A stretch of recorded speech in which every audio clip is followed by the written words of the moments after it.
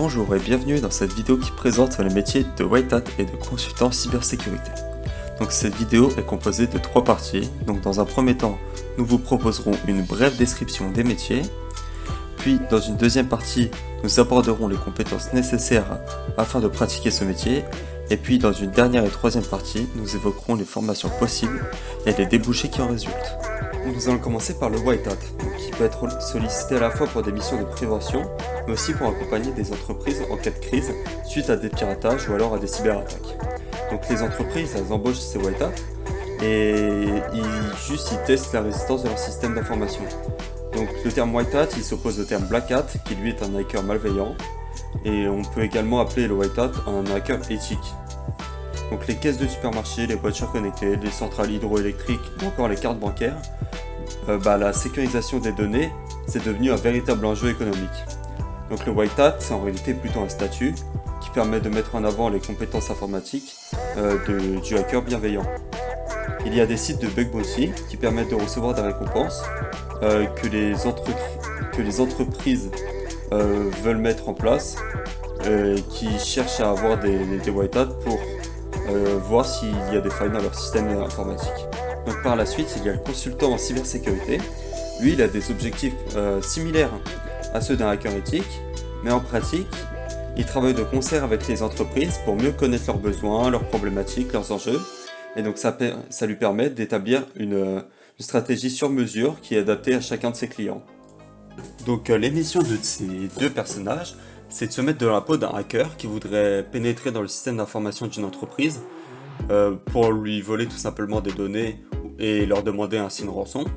Donc il réalise plusieurs tests d'intrusion et donc il arrive à trouver des failles de sécurité dans le réseau informatique, et avec ces failles, il peut apporter les solutions pour les contrer afin que les hackers malveillants ne puissent pas les utiliser et en tirer parti. Donc le rôle du consultant en cybersécurité, il ne se limite pas qu'à un rôle de prestation technique. En effet, il forme le personnel de la société sur la nécessité de sécuriser le système informatique et sur les usages et les réglementations en vigueur en matière de sécurité informatique. Donc il apporte son expertise sur des sujets méthodologiques et techniques. Il effectue prioritairement des missions dans les domaines de la défense, de l'aérospatiale, de la banque, de la finance, des télécommunications ou bien même de l'industrie.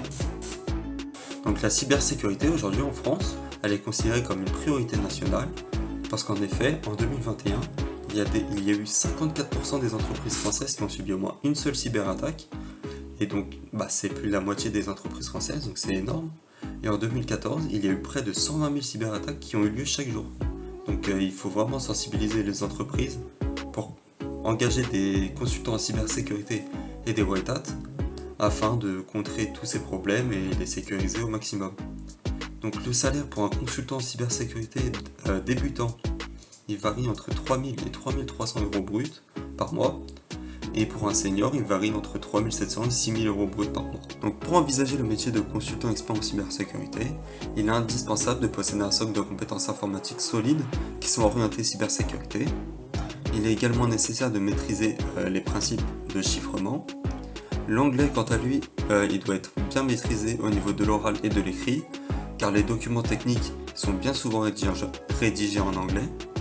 Enfin, il est important de rester en veille permanente sur les avancées technologiques, et le consultant en cybersécurité doit constamment s'informer afin d'être capable d'anticiper toutes les nouvelles menaces et pouvoir s'y adapter. Il n'y a pas vraiment de formation précise car c'est pas encore reconnu en tant que vrai métier dans les entreprises, même si cela tend à changer. Donc il n'est pas rare que tous ces hackers soient un peu autodidactes et estampillés, et ils résolvent des bugs via des plateformes de bug bounty comme on a parlé précédemment, et ils sont ensuite embauchés par les entreprises victimes de bugs. Donc ils sont intéressés par l'informatique, ils ne comptent pas leurs heures pour trouver et résoudre des failles découvertes dans les systèmes d'information.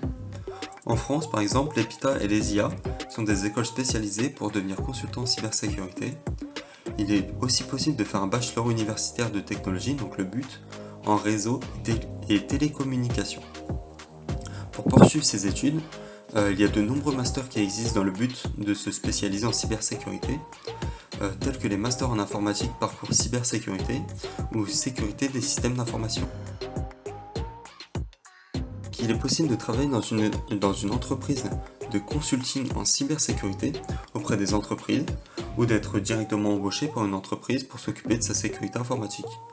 Les nouvelles technologies ils sont toujours en plein essor, donc il est bon de noter qu'en 2021, il y a 40% des entreprises qui ont investi dans leur cybersécurité et ce chiffre il tend à accroître dans les prochaines années.